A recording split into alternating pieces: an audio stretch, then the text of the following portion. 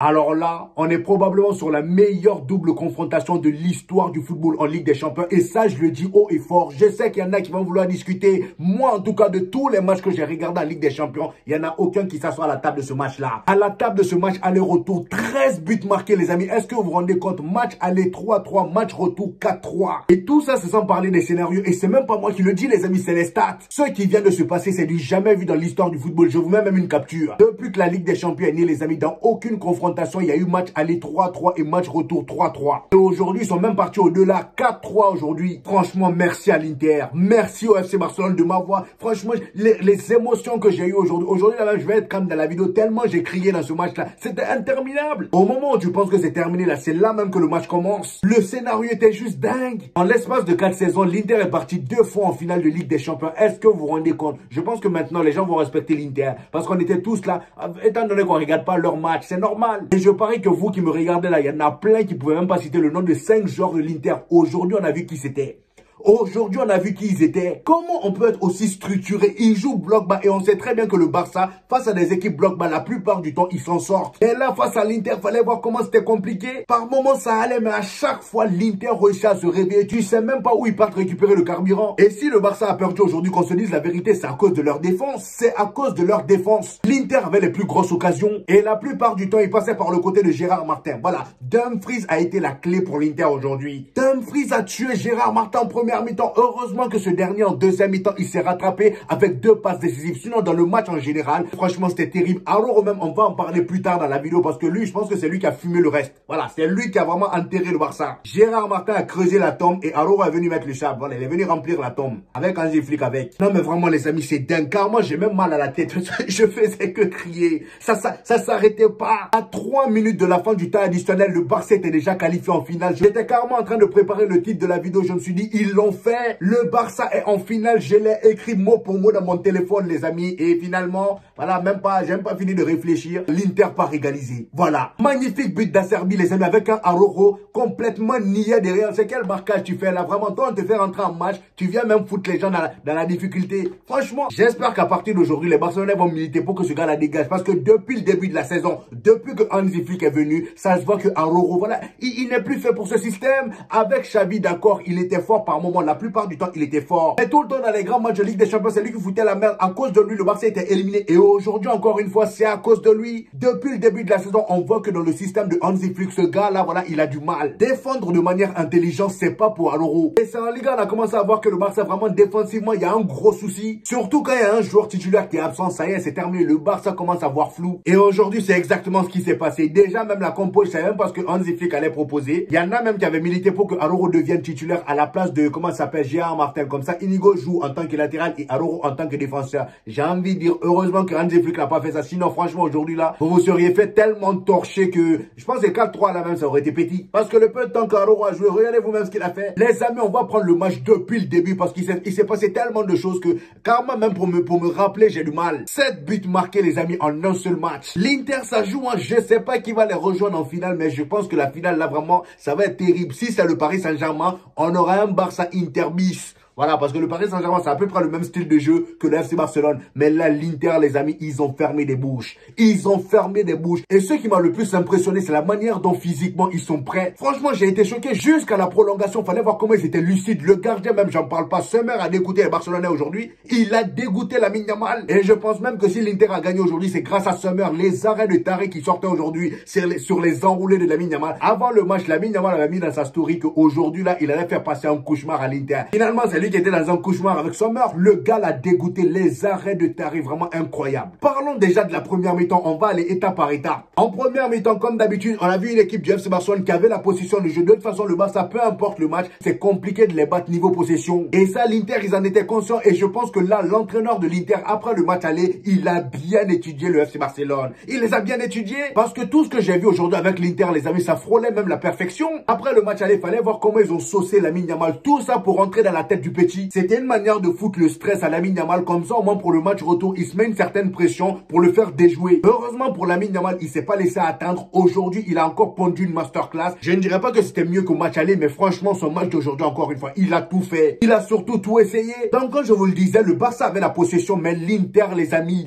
l'Inter, malgré qu'ils étaient dominés, à chaque fois qu'ils avaient une occasion, les amis, ils faisaient mouche. Ça faisait quelques petits pressings par-ci, par-là, mais sans trop abuser pour ne pas laisser de grand espace derrière. Et à chaque fois qu'ils récupéraient le ballon, la transition était tellement rapide. D'un coup, tu vois Marcus Thuram devant la surface du FC Barcelone. Ça partait tellement vite. Et Marcus Thuram, quel match aujourd'hui. Franchement, Marcus Thuram avec l'équipe de France, ce gars-là, je l'aime pas avec l'équipe de France. Mais aujourd'hui, ce que je le vois faire avec l'Inter, je comprends mieux pourquoi l'Inter peut pas se passer de lui. Quand le gars n'est pas là, l'Inter perd. Et au match aller face au FC Barcelone, et ce match-là, les amis, on a vu à quel point il est important pour cette équipe. Lui et Lautaro Martinez. Au match aller, Lautaro Martinez n'avait pas été terrible. Mais là, pour ce match retour, regardez l'importance des deux. Tellement ils ont pesé sur la défense du FC Barcelone, les amis. Ils étaient tous troublés par derrière. Ils se mettaient à faire n'importe quoi d'un coup. Thuram les a tués. Faut voir le 4e but de l'Inter. Comment il envoie Araujo sur le côté. Il prend le ballon. Il se pose devant Araujo. Il le contourne. Il fait une passe décisive. But. Encore une fois, Araujo se fait bouffer 2 buts à cause de lui. Cependant, attention, le Barça n'a pas démérité la victoire d'aujourd'hui parce que les amis, ceux qu'ils ont fait là, rares sont les équipes qui l'auraient fait. Match aller-retour, ils ont reproduit le même scénario, c'est-à-dire remonter 2 buts en l'espace de 15 minutes.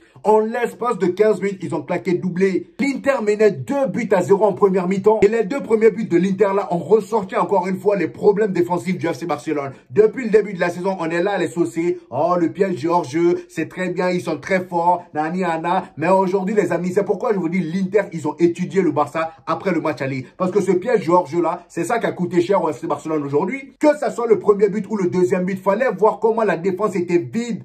Il n'y avait personne. Sur le premier but, on a une erreur bête de Dani Olmo au milieu. Le gars, aujourd'hui, avec son match, lui aussi, vous êtes sûr qu'il a inscrit parce que le frérot, j'ai comme l'impression qu'il ne sentait pas Barcelone aujourd'hui. Il a sorti un match pourri. Malgré le but qu'il a marqué, son match était pourri. Il faut se dire la vérité. À un moment donné, les buts là, ça n'efface pas tout. Même Gérard Martin, c'est pareil. Dani Olmo te fait une perte de balle fatale au milieu de terrain dans le camp du FC Barcelone en plus. Toi, tu es entre deux joueurs de l'Inter. Tu attends le ballon, tu vois que le ballon vient. Au lieu de prendre l'information et récupérer le ballon, partir vers l'avant. Non, non, non. Il récupère le ballon. Je sais pas qu'est-ce qu'il a voulu manigancer. Voilà. Il y a comment ça s'appelle? Dimarco récupère le ballon. Passe décisive à Dumfries. Dumfries fait la passe à, comment ça s'appelle? Lautaro Martinez. But. But! La défense était complètement déserte. Et le deuxième but, c'est pareil. Le penalty créé par l'Inter. Cubarsí qui vient tacler comme un bourrin, franchement, mon ami. Sois sérieux un peu. Et ça, c'était clair, hein, c'était penalty clair et net. Il n'y avait même pas à discuter. Et là, Çalhanoğlu récupère le penalty. Je savais qu'il allait marquer parce que lui aussi, il est très fort en penalty. Le gars, il te prend le penalty, il te le transforme. Ça fait désormais 2 buts à remonter pour le FC Barcelone. C'est là, je me suis dit, ouais, on va voir maintenant qui est qui. Est-ce qu'ils vont faire la même chose qu'au match aller? Parce qu'à ce moment précis là, les amis, après le penalty marqué par Çalhanoğlu, le Barça n'avait jamais mené au score l'Inter. C'est seulement quand ils ont fait la remontada à 3-2 qu'ils ont mené. Sinon, avant ça, ils n'avaient jamais mené. Donc, l'Inter était tout le temps l'équipe qui posait des difficultés. Et s'il y a un point à signaler du côté du FC Barcelone aujourd'hui, c'est le manque de pressing. Ils n'ont pas joué avec comme d'habitude. Moi, je connais le FC Barcelone comme étant une équipe qui, voilà, qui te fout tellement la pression qu'à chaque fois que tu récupères le ballon, tu sais même pas où aller. Aujourd'hui, il fallait voir en première mi-temps, ils étaient tout gentils. Voilà, ils pressaient pas tant que ça. Les pressings étaient tout mous. Ça pressait pas. Et c'est à cause de tout ça que l'Inter se sentait bien. Ils étaient à l'aise. Beaucoup plus à l'aise qu'au match aller. Et là, la deuxième mi-temps arrive, je vois une équipe de l'Inter qui commence à reculer. Je me suis dit, non, là, ça sent pas bon. Là, ça sent pas bon. Si vous jouez comme ça, ils vont vous allumer. Et exactement, c'est ce qui s'est passé. Voilà, j'ai même pas fini de réfléchir encore une fois que le Barça a commencé à enchaîner. Et grâce à qui? Grâce à Gérard Martin. Voilà, à un moment donné, j'ai vu Iniesta. Le gars, je sais pas ce qui s'est passé. D'un coup, voilà, sa qualité de passe est montée à 100%. Le gars, il commence à lâcher des passes décisives. Je me dis, oula, attendez, c'est Gérard Martin, je vois là. Premier but marqué par... Premier but du FC Barcelone marqué par Eric Garcia. Passe décisive de Gérard Martin dans la surface. Et Eric Garcia te met le ballon dedans. Et c'est après le premier but du Barça là d'ailleurs que j'ai eu peur pour l'Inter. Parce que là, le Barça a commencé à les dominer sale. Ils ont commencé à souffrir.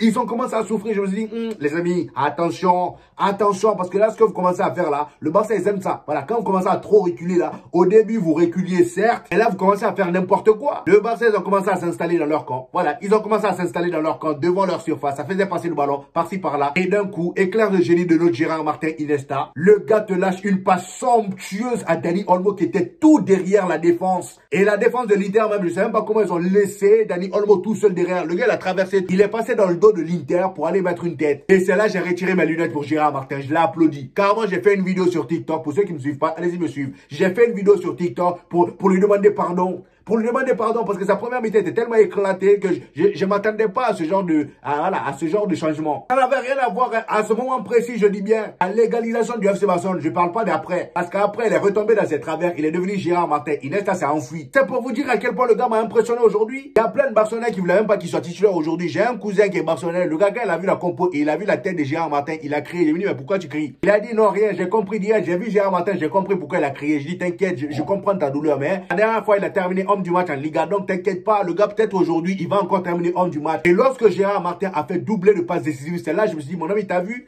Je t'avais dit que Gérard Martin, il allait se réveiller. C'est vrai qu'en première mi-temps, il était catastrophique. Mais là, doublé de passes décisives pour lui, c'est pas rien. Sauf que non, j'ai trop parlé. Voilà. Il est redevenu Gérard Martin. Le gars, il a commencé à se faire envoyer à tout va. Déjà qu'en première mi-temps, il se faisait envoyer par Dumfries. Physiquement même, il n'y avait pas photo. Dumfries, il prenait la balle. Il passait devant lui. Voilà. Gérard Martin le laissait. Parce que bon, tu vas faire quoi? Dumfries le fumait sur le côté. Et maintenant, on se retrouve à 2-2 dans un moment où le Barça domine ça, l'Inter. Et là, Rafinha, il fait quoi? Sur une magnifique passe de Pedri, il fait mouche. Voilà. En 2 temps, il t'allume le gardien, Sommer repousse, il te réallume le goal, ça rentre. Et c'est là, je me suis dit, c'est terminé. L'Inter, voilà, vous meniez 2-0, vous êtes laissé faire, vous êtes fait remonter comme des bêtes, comme au match aller. Pareil. Quand Rafinha a marqué ce but-là, moi, dans ma tête, c'est terminé. Parce que il restait combien de minutes? 3 minutes seulement avant la fin du temps réglementaire. Je me suis dit, c'est terminé. Parce que je voyais pas comment l'Inter, ils allaient s'en sortir pour aller marquer, sachant qu'ils étaient déjà en train de reculer. Eh ben, mon ami, non.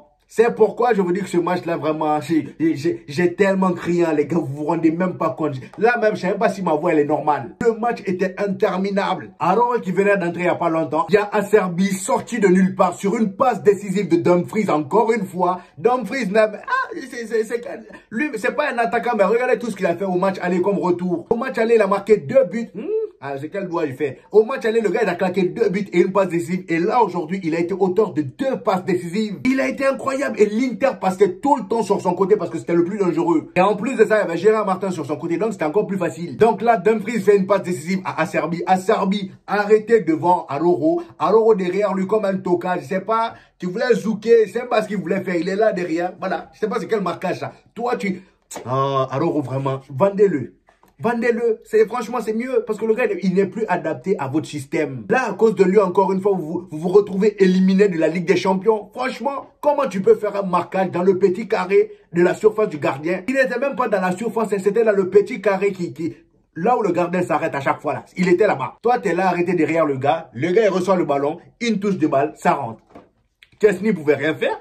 Chesney, il a fait ce qu'il avait à faire. Tout ce qui s'est passé aujourd'hui, là, vous pouvez rien reprocher à Chesney. Il a fait son match. Et là, on se retrouve donc à 3-3. C'est là, je me dis, ouais, quel match. On part en prolongation et la Fratesi, à la 99e minute, le gars, sur une magnification de, comment ça s'appelle? Sur une magnification de Thuram. C'est pourquoi je vous dis, Thuram, aujourd'hui, il a été tellement important. Le gars, il t'a récupéré le ballon. Il a tué encore une personne qu'on appelle qui? Vous connaissez maintenant la réponse. Là, si on fait un examen, je pense que vous aurez tous 10 sur 10. Il dribble qui? Qui est-ce qu'il termine dans la surface du FC Barcelone? Aroro, bien joué. Vous voyez? Le gars, il faut le vendre. Ça fait 2 saisons qu'il vous tue votre Ligue des Champions. Vous n'en avez pas marre. Il se fait allumer par Thuram. Thuram fait une passe décisive à Fratesi. Fratesi te met le ballon dedans. Voilà, voilà. Et là, c'était terminé. L'Inter, ils sont allés se réfugier chez eux. Voilà, dans leur surface. C'était terminé. Le Barça avait beau faire ce qu'ils voulaient. Ils sont là à faire 1-2. Dans un coin de ma tête, je me disais qu'ils allaient égaliser parce qu'ils les ont habitués à ça. Mais malheureusement, non. C'est pas tout le temps qu'on fait remontada. L'Inter, ils sont restés lucides jusqu'à la dernière seconde. Et c'est là, je me suis dit, ils sont favoris pour cette Ligue des Champions. Ça y est. Finalement, avec cette élimination, le Barça perd beaucoup. Rafinha, le ballon d'or, je pense que ça va être cuit. À part si Ousmane Dembélé est éliminé en Ligue des Champions. Mais pour moi, si Ousmane Dembélé passe et qu'il fait un bon match demain et en Ligue des Champions, s'il gagne, pour moi, c'est Ousmane Dembélé. Et s'il gagne pas, je pense que oui, Lamine Yamal aura son mot à dire. Comment ça s'appelle? Rafinha également. Pedri également. Mais là, je pense que c'est bien parti pour Ousmane Dembélé. Hein. Et en parlant de Lamine Yamal, très gros match de sa part aujourd'hui. Les Interistes l'attendaient. Tout le monde l'attendait, vu le match de Tarek qu'il a sorti au match aller. Aujourd'hui, malgré le double marquage, il s'en sorti. Il a été dangereux. À chaque prise de balle, il se passait quelque chose. Voilà, le gars, il ramenait toujours du danger. Fallait voir tous les enroulés qui sortaient, les barres de poteau qu'il tapait. À la Sommer, aujourd'hui, il a eu du travail. Hein. Je vous le dis, les enroulés pied gauche, ça y allait. Mais Sommer était toujours là pour mettre son doigt là. Voilà, je pense que lui aussi, c'est un descendant de Courtois. Lamine Yamal a fait son match aujourd'hui. Rafinha, malgré son but, Rafinha n'a pas été terrible aujourd'hui. Hein. Après lui, je peux comprendre. Il y a l'autre là sur son côté. Comment il s'appelle? Il y a, hein, il s'appelle comment? Gérard Martin. Il y avait Gérard Martin sur son côté, donc c'était beaucoup plus compliqué. C'est pas Baldé. Quand il y a Baldé, ça sort mieux que quand il y a Gérard Martin. Même Ferran Torres qui était bon au match aller, aujourd'hui, n'a pas été terrible. Pedro, aujourd'hui, je l'ai trouvé très bon, mais malheureusement, voilà, il n'avait personne pour l'aider. Il voulait qu'il fasse comment? Il avait un Dani Olmo devant lui qui foutait rien. Le gars, il était merdique. Malgré le but qu'il a marqué, c'était 0. De Jong, c'est pareil. De Jong et Pedri, ils ont fait ce qu'ils avaient à faire. Mais c'est compliqué quand on dit devant là, ne fout rien. Mais ce qu'il faut retenir aujourd'hui, les amis, c'est cette histoire de Pierre Georges là. La saison prochaine, vous pouvez toujours refaire ça parce que cette saison-là, ça vous a beaucoup aidé en championnat surtout. Mais je pense que là, face aux grosses équipes, surtout face à des équipes italiennes comme ça, là, qui analysent l'adversaire comme des tarés, ça va pas tout le temps passer. Parce que les 2 premiers buts que vous êtes pris, c'est comme ça. Voilà, vous avez voulu jouer le piège Georges. Finalement, c'est vous qui vous êtes fait piéger. Ah, vraiment, en tout cas, vive le football. C'est pour ce genre de soirée-là qu'on aime le football. Tous ceux qui n'aiment pas le football, là, il va falloir venir nous dire pourquoi. Parce que après ce match-là, je pense que vous aurez aucun argument. Là, on était clairement sur l'un des meilleurs matchs de l'histoire de la Ligue des Champions. C'est pas possible. Bref, les amis, en tout cas, là, je suis un peu à chaud, là. On va revenir sur ça lors des prochains débriefs des matchs du FC Barcelone. On en reparlera. Il n'y a pas de souci. Je vais même vous faire une vidéo actualité dans pas longtemps. Donc, on va revenir sur tout ça. La tête reposée parce que là, j'ai mal. Voilà, bah, j'ai très mal. C'était mon avis sur ce match, les amis. Dites-moi en commentaire ce que vous avez pensé du match également. J'hésiterai pas à vous répondre comme d'habitude. N'oubliez pas le petit pouce bleu qui fait toujours plaisir, les gars. Ça aide au référencement. Pour ceux qui viennent de découvrir la chaîne, ici on fait des vidéos débriefs des matchs du FC Barcelone et du Real Madrid. Et quand il n'y a pas de match, on fait des vidéos actualité. Donc abonnez-vous pour ne rien rater et on se dit au prochain épisode, les gars. Peace!